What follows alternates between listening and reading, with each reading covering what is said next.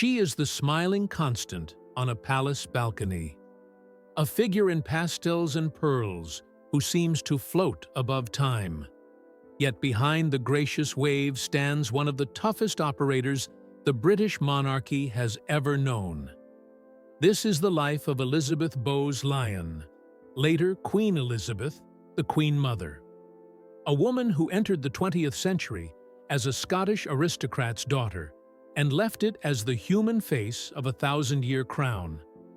She is born on August 4, 1900, at the turn of the century's clock. Queen Victoria still reigns.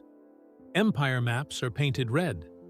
In Scotland, at the ancient fortress of Glamis Castle, the Bowes-Lyon family lives among portraits, antlers, and old stone that remembers kings. Elizabeth is the ninth of 10 children. Pretty, petite, with blue eyes and a heart-shaped face that wins over servants and strangers alike. She learns early the skill that will define her public life, the art of making the person before her feel like the only one in the room. Childhood at Glamis is secure and spoiled in the way of large, rich families. There are gardens landscaped in the style of Capability Brown, treasure hunts, dressing up for dancing lessons, and raids on the kitchen for extra jellies and cream. Her brother David is her closest companion. Their mother calls them the two little Benjamins, a late, beloved pair after earlier losses. Elizabeth grows up adored, and because she is adored, she learns how to charm. Then war splits the world. On her 14th birthday in 1914, Britain goes to war with Germany. King George V visits trenches. Newspapers print casualty columns. At Glamis, the Bowes-Lyons open their doors as a convalescent home for wounded officers. The teenager who loves parties now reads letters to men with bandaged eyes and writes replies for those who cannot hold a pen. She pours tea, carries books, and listens. One officer says what many will echo for decades. When Elizabeth speaks to you, it is as if you are the only person in the world. In London, the royal family looks solid but tense. George V is strict, Queen Mary is formal, and their boys live under the rule of fear disguised as duty. The second son, Prince Albert, Bertie to his family, grows up shy, gentle, athletic, and burdened by a stammer. The eldest, David, the future Edward VIII, charms and disobeys in equal measure. Into that orbit, Elizabeth is slowly drawn, first through the Girl Guides and a friendship with Princess Mary, then through London seasons of dances and chaperoned teas, presentations at court, and country weekends where eyes meet across drawing rooms and everything is noticed. At a Mayfair ball in 1920, Bertie meets Elizabeth. He falls hard. She does not. He proposes once. She says no. He proposes again. Another no. She can see the gilded cage as clearly as the gold. She loves her independence, her family, the country life. She does not want the narrow, regulated calendar of a royal duchess. But Bertie is gentle and determined in a way that counts. He dances well, dresses beautifully, and seems to need her not for decoration, but for courage. The third time, she accepts. On an April morning in 1923, she steps out of her family's house in Bruton Street, wearing a simple, fashion-forward gown, more 1920s than royal, and rides to Westminster Abbey on damp streets lined 10 deep. Millions cheer. King George gives diamonds. Queen Mary lends sapphires, and the bride and groom wave from the Buckingham Palace balcony, the first of 1,000 appearances that will fix her silhouette in the public mind. Smiling, gracious, composed. If you're drawn to stories that reveal the human machinery behind royal splendor, remember to pause here, subscribe, like, and turn on the bell. It helps us keep bringing you the hidden histories behind the crowns, wars, and quiet revolutions that shaped our world. As Duchess of York, Elizabeth thrives. She brings laughter into Bertie's life and stability into his household. She manages people without seeming to. She coaxes, edits, and shields. Two daughters arrive, Princess Elizabeth in 1926, Princess Margaret in 1930, and the family unit looks complete. A shy father, a lively mother, two adored little girls, and a country house at Royal Lodge, Windsor, where they garden, picnic, and sing. In private, he is easy and funny. In public, he shrinks. She knows how to bring him through both rooms. Elsewhere in the family, storms gather. The Prince of Wales drifts through London's demi-monde and into the life of an American divorcee, Wallis Simpson.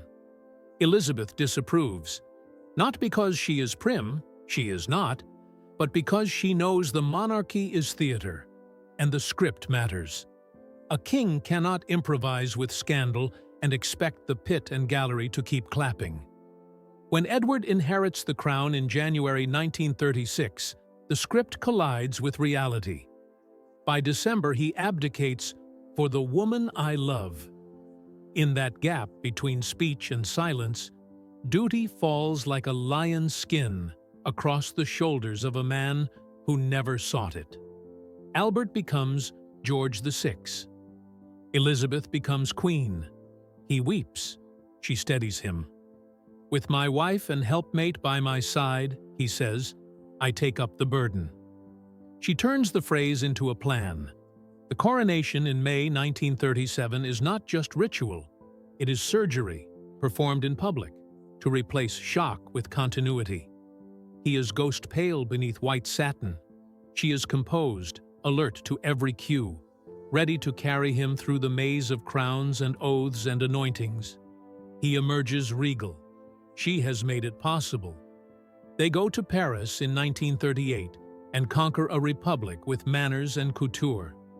Norman Hartnell, couturier and magician, puts her in white, mourning transformed into radiance, and she floats through salons and boulevards like a walking snowdrop. France has lost its heart, the papers say, and she has a new queen. The lesson is not about dresses. It is about optics and mood. Elizabeth understands that monarchy survives not by power, but by performance, by poise under lights. Then the lights go out. War again. 1939 to 1945 tests every sinew of the House of Windsor. London is bombed. One morning, an explosion shatters Buckingham Palace, shreds windows, and floods the gardens with rats. Elizabeth looks at the damage and says, I'm glad we've been bombed. Now we can look the East End in the face. She and the king stay in London. They visit shelters, hospitals, ruins still smoking at the edges. Ration books in hand, coupons counted, hats on, always hats. The Queen turns morale into a royal duty performed on foot and at eye level. Hitler is reported to call her the most dangerous woman in Europe, not because she commands armies, because she energizes a people.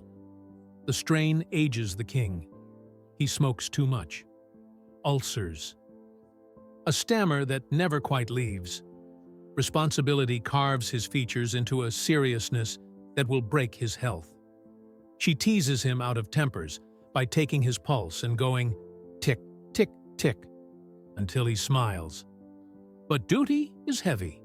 He carries it through speeches, through the wartime tour of factories, through a 1939 journey to North America that cements ties with Roosevelt and wins another audience with charm and flawlessly deployed Hartnell. When victory comes in 1945, they stand on the balcony with Winston Churchill, the crowd a living ocean, the country exhaling years of fear. For a brief night, their daughters slip out into the streets disguised and cheer among strangers. Joy belongs to everyone. Post-war, there is no rest. In 1947, the family sails to South Africa. Heat, dust, endless miles of track and road. The king loses weight and gains a cough. Elizabeth steps off a train into a desolate siding, dressed as if it were Ascot. Ostrich feathers, pearls, high heels. It is not vanity. It is signaling. If people come to see the Queen comes to see them fully Queen. Duty again, coded in dress and presence. On that trip, Princess Elizabeth turns 21 and promises a life, whether it be long or short, devoted to service. In time, the daughter will redeem those words. First, the father must die. February 6, 1952. Sandringham. The king dies in his sleep at 57. His daughter is in Kenya and returns as Queen Elizabeth II. The wife who made him a king becomes Queen Elizabeth, the Queen Mother. At the funeral, she places a wreath on his coffin. Darling Bertie. The grief is raw, private, and bottomless. Her answer is movement. She will fill every day. Patronages, openings, universities, hospitals. She will not collapse. She will leave the curtains open and be seen. A new court forms around a new queen. The Queen Mother is its quiet sovereign of experience. She knows every corridor, every trap door, every way to sink without anyone seeing the splash. She advises without ordering. She smiles and the temperature drops. She understands that continuity is the monarchy's currency and that weddings, balcony scenes, and christenings are deposits in a very public bank. There are many such deposits. Princess Elizabeth marries Philip in 1947 in a gown of Botticelli grace, a tiara of Hanoverian diamonds, a veil like starlight. The Queen Mother lends jewels and stability. Prince Charles arrives in 1948, Princess Anne in 1950. Grandchildren soften rooms. Charles, sensitive and musical, finds refuge with his grandmother when school is bleak. She sees in him a vulnerability she knew in Bertie, something to protect. Beyond the immediate family, life continues its mix of joy and rupture. George, Duke of Kent, dies in an air crash during the war. His widow, Princess Marina, raises their children with style. Their daughter, Princess Alexandra, later marries Angus Ogilvy. Their son, Edward, the new Duke of Kent, weds Catherine Worsley at York Minster. Henry, Duke of Gloucester, marries Lady Alice. Their son William dies in an air race. Their younger son Richard marries Birgit from Denmark. Prince Michael of Kent marries Marie Christine, a Catholic divorcee, and surrenders his place in the line of succession. The family tree grows in every direction, its branches weighed down by triumphs, secrets, and the occasional scandalized headline. Through it, the Queen Mother is a hostess and hinge. On palace steps, at weddings, along pews, a persistent silhouette in feathered hats. Not all domestic stories end neatly.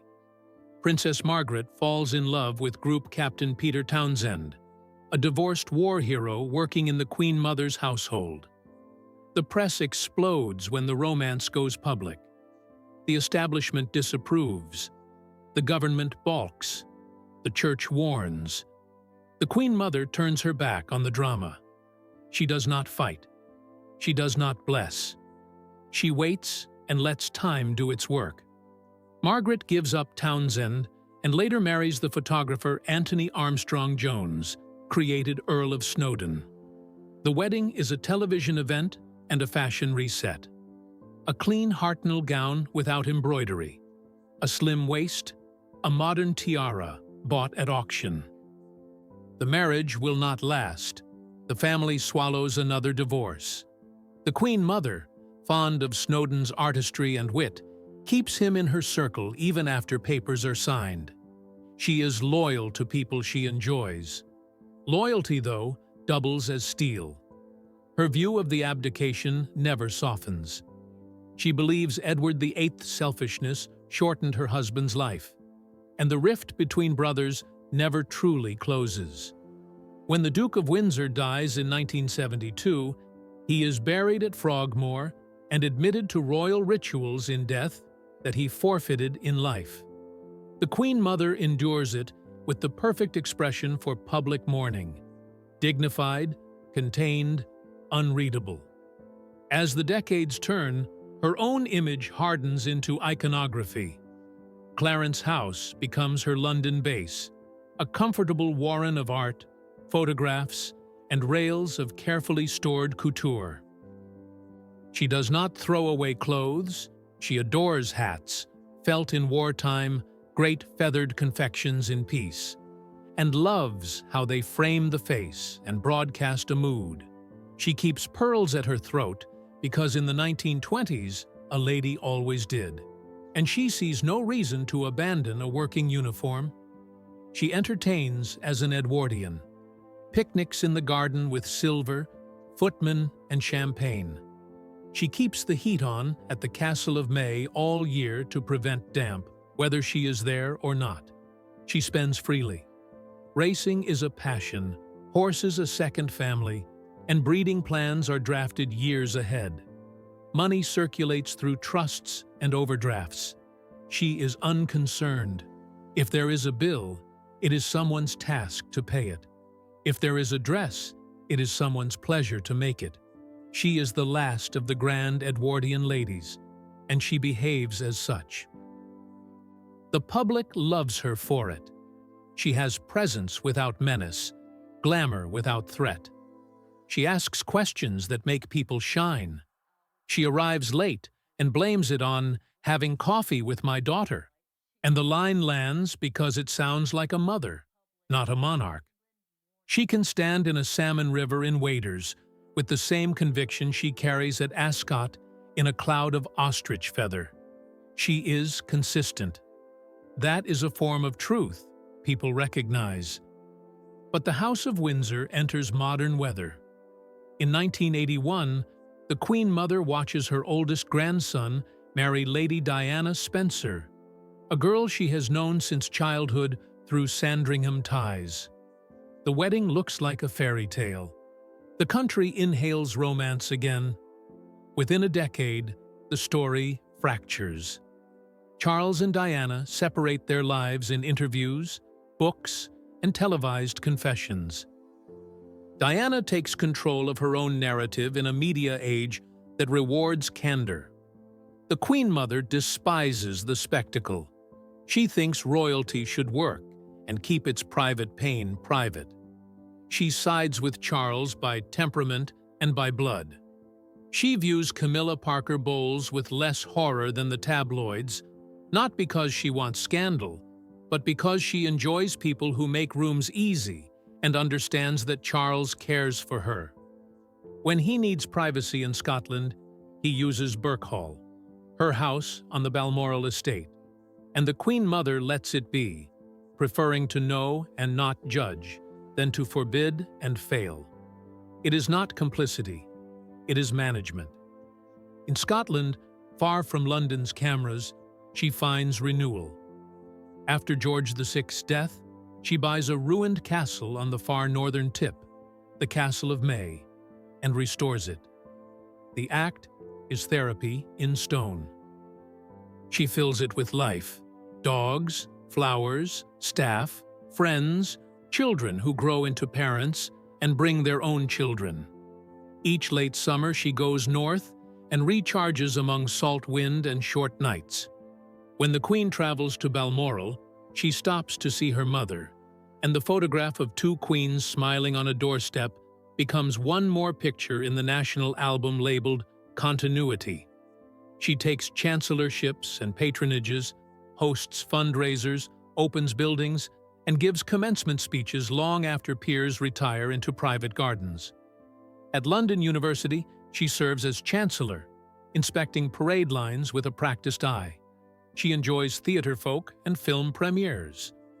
On visits to Venice, she steps into a gondola with a delighted Magnifico, perfectly aware that a little line like that will write itself in tomorrow's papers and keep tomorrow's papers gentle. She is not naive. She knows that the world beyond the palace railings changes. Divorce is no longer exile. The press is no longer deferential. The Commonwealth replaces empire. The monarchy trims its branches for modernity. She does not like change for its own sake, but she accepts pruning as long as the tree stands. She believes in the family firm because she helped keep its doors open when bankruptcy, of reputation, not money, was possible. She believes in smiles, uniforms that fit, and hats people can see from the back row. She believes in balcony scenes. On her 99th birthday, 4 generations gather outside Clarence House. The cheers are affectionate, almost familial. People who were not born when she was queen line the mall to sing happy birthday. She waves, and the wave carries a century of practice. Behind her are wars, abdications, coronations, weddings, state visits, scandals, reconciliations, christenings, and funerals. In front of her are more of the same, because that is what monarchy does. It arranges life into a sequence of public moments, so private feelings have somewhere to hide. What, finally, did she do? She made a nervous man a king the country could love. She made a family look steadier than it felt. She taught a daughter to carry a crown as if it weighed nothing. She showed a nation that grit can wear a smile and a hat. She kept faith with a story older than herself by telling it in person for almost 100 years. In the end, that is her legacy. Not policy, not speeches, presence, a life dedicated to duty, executed with charm, underwritten by iron. The Queen Mother proved that the oldest trick in monarchy still works. Turn yourself into a reassuring ritual. Repeat it everywhere, and do it long enough that people cannot imagine the stage without you. The balcony door opens. Light spills out. She steps forward. The crowd lifts. For a moment, Britain's past and present stand in one small frame, and a century smiles back. Thank you for watching. If you'd like to journey deeper into the secret lives of monarchs, power, and survival, explore our other episodes. Each one uncovers another unseen corner of history's grand stage. Subscribe now and step into the next chapter.